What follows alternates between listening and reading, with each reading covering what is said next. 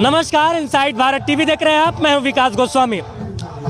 गोरखपुर महोत्सव में आप यहां पे देख सकते हैं साइंस एग्जीबिशन, और लगातार हम लोग आपको ऐसी ऐसी चीज़ दिखा रहे हैं जिसको देखने के बाद आपको यह एहसास होगा कि पूर्वांचल की माटी में, गोरखपुर की माटी में, यूपी की माटी में कितनी ताकत है, कितना दम है। ये तमाम बच्चे स्कूलिंग के बच्चे हैं और जितनी बढ़िया तरीके से इन लोगों ने स्मार्ट सिटी वगैरह, ग्रीन सिटी वगैरह, इनकी जो सोच है उस सोच को पहले सलाम इसलिए करना चाहता हूँ कि कम से कम जिस दौर से हम गुजर रहे हैं, पोल्यूशन इतना ज़्यादा हो रहा है और उस पोल्यूशन के दौर में ये तमाम बच्चे पोल्यूशन फ्री अपने एनवायरनमेंट को करने के बारे में सोच रहे हैं। यही सबसे बड़ी बात है।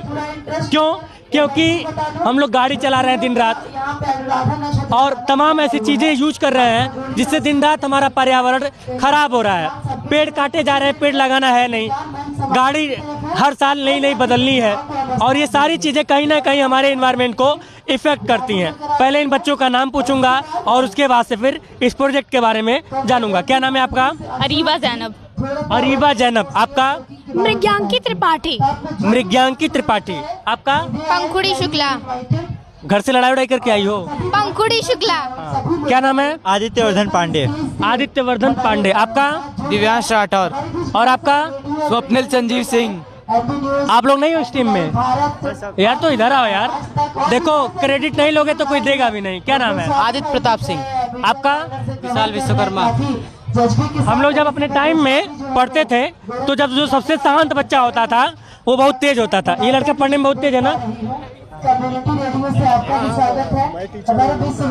अच्छा है ना? ये कंपटीशन के नाते कई बार बच्चे नहीं बताते हैं। चलो, क्या आपने बताया?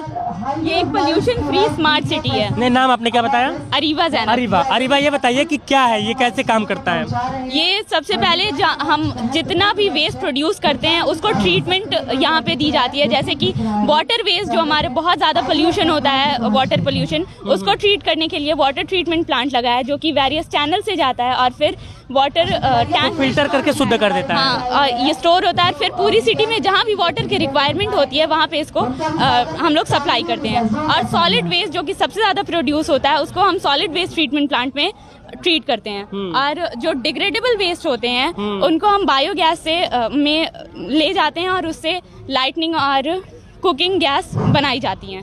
अच्छा। और फैक्ट्रीज को रन करने के लिए हमने विंड मिल्स लगाए हैं। और क्योंकि फैक्ट्री पवन चक्की, यस सर, हिंदी में बोलते हैं, हमारे ऑडियंस ज्यादातर हिंदी समझते हैं। Okay sir. सर क्योंकि फैक्ट्री से बहुत ज़्यादा पोल्यूशन क्रिएट होता है, इसलिए हमने पहले उसके वाटर को ट्रीट करते हैं, उसके बाद फिर हम रिवर में उसको डिस्चार्ज करते हैं। और चिमनीज में फैब्रिक फिल्टर्स लगाए हैं हमने ताकि जो हमारा स्मोक प्रोड्यूस हो वो उसके जो सस्पेंडेड पार्टिकल्स हों वो कम से कम हो। और हमने ड्रिप इरिगेशन सिस्टम दिखाया है ताकि जो हम इरिगेशन के लिए बहुत ज़्यादा वाटर यूज़ करते हैं उसको हम कंजर्व कर सकें। अच्छा। और हमने जो व्हीकल्स लगाए हैं वो इलेक्ट्रिक व्हीकल्स हैं क्योंकि सबसे ज़्यादा पोल्यूशन व्हीकल से ही होता है। और बाकी इलेक्ट्रिसिटी प्रोड्यूस करने के लिए बहुत ज़्यादा पोल्यूशन होता है इलेक्ट्रिसिटी प्रोड्यूस करने की वजह से, इसलिए हमने सोलर पैनल्स और विंड मिल्स लगाए हैं ताकि पोल्यूशन कम हो।